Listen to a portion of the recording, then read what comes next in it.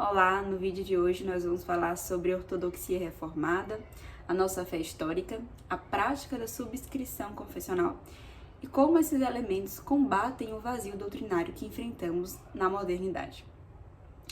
Bom, o primeiro ponto, que surge quando nós nos denominamos, nos apresentamos como cristãos reformados, é que toda essa pulverização, essa multiplicidade de denominações e de placas de igreja são consequências da ação lá de Lutero, ao pregar as suas 95 teses. Então, muitos nos acusam, a nós cristãos reformados, de sermos, de fato, culpados por tanto distanciamento da unidade pretendida da igreja. Por outro lado, quando apresentamos a nossa unidade doutrinária, em meio dos nossos símbolos de fé, sempre sujeitos à escritura, nós temos por parte de muitos evangélicos a rejeição e a acusação de tradicionalismo e a rejeição de que estaríamos usurpando o papel da escritura ao termos uma prática de subscrição confessional. Para esses dois pontos, eu vou agora me dedicar neste vídeo. O primeiro ponto de que a acusação de que nós estamos, como reformados, nos opondo à unidade da Igreja de Cristo, ao momento em que Lutero, a partir de Lutero, todos podem interpretar a Bíblia de forma tão somente privada, criar sua compreensão bíblica e então dizer, que é crente, de que está servindo a Cristo. Então, antes de colocar na conta de Lutero e Calvino tantos problemas que se tem com tamanhas denominações ditas evangélicas e heresias, saiba que nós, cristãos reformados, e aqui eu digo pela denominação presbiteriana, somos crentes confessionais. Ou seja, nós zelamos pela ortodoxia reformada, temos consciência da nossa fé histórica e contribuímos para a unidade da igreja. E a maior expressão que eu posso dizer desse nosso combate ao vazio doutrinário está na nossa confissão de fé. A confissão de fé de Westminster é o símbolo, um dos maiores símbolos da igreja reformada em todo o mundo e especialmente dos presbiterianos. Esta confissão tem esse nome porque ela foi produzida na abadia de Westminster e ela, assim como o credo apostólico, tem como principal alvo a unidade da igreja visível de Deus, fazendo com que a igreja cresça em maturidade e estabilidade doutrinária. Então, finalizando a resposta ao primeiro argumento de que nós reformados interpretamos a Bíblia como bem entendemos, de acordo com a nossa conveniência, não é bem isso.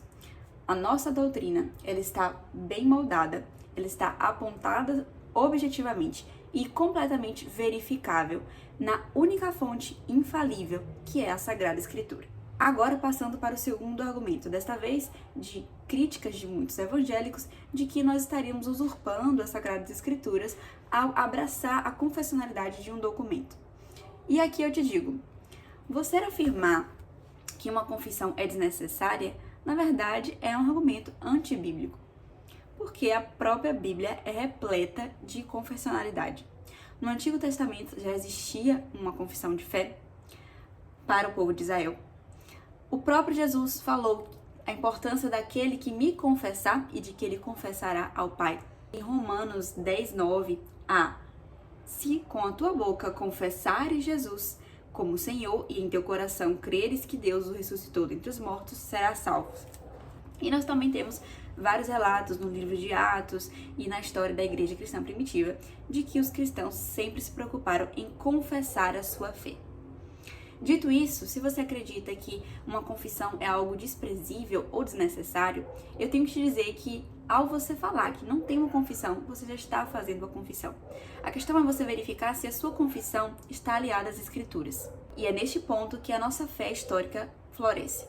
Nós sabemos que nós partilhamos da mesma fé que os nossos irmãos cristãos há muitos anos atrás. E algo importante a se falar sobre isso é que muitos protestantes, infelizmente, tem a ideia errada de uma total ojeriza à tradição. Acontece que a tradição reformada, ela flui das escrituras. Os reformadores, eles não aboliram a tradição. O que acontece é que o romanismo acredita em uma tradição em pé de igualdade com a escritura. Uma tradição que caminha paralelamente à escritura, inclusive sendo possível acrescentar coisas novas à escritura. Por outro lado, nós cristãos reformados acreditamos que a tradição cristã é válida quando ela testifica a Escritura, se subordina a ela e nada modifica ou pretende acrescentar ou suprimir das sagradas letras. Então, nossos símbolos de fé, o Credo Apostólico, a Confissão de Fé de Westminster, o Breve e o Catecismo Maior de Westminster, eles são testificações da própria Sagrada Escritura. E ao longo da história, nós observamos que o afrouxamento das exigências confessionais dá espaço para muitas ideias heterodoxas e, portanto, heréticas. Diferentemente de quando nós temos um alvo objetivo, uma declaração verificável e objetiva sobre a nossa fé, uma confissão da nossa fé, é importante pontuar que tanto a confissão de fé quanto os nossos catecismos não são considerados palavras de Deus, ou seja, eles não são considerados revelação tal como as Escrituras, portanto não são infalíveis, não são inalteráveis. E é este ponto que preserva a supremacia das Escrituras e que comunga com sola Escritura. Por outro lado, também me parece ser extremamente infundado abraçar o relativismo e o pragmatismo a ponto de diluir qualquer sinal de doutrina, sendo que a própria Bíblia e o apóstolo Paulo diversas vezes admoesta sobre a permanência da sã doutrina.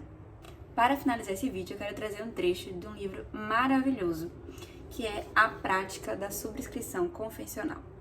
Eu quero já deixar recomendada essa leitura para todos os cristãos reformados, porque essa aqui é realmente uma obra imprescindível para entender a importância da subscrição, da confessionalidade no nosso meio. Então, eu finalizo este vídeo com essa maravilhosa citação. Abre aspas. A igreja é mais saudável conforme sabe o que crê. Tem tais crenças codificadas em uma confissão e formalmente tem um mecanismo robusto para perpetuar tal ortodoxia. Até o próximo vídeo.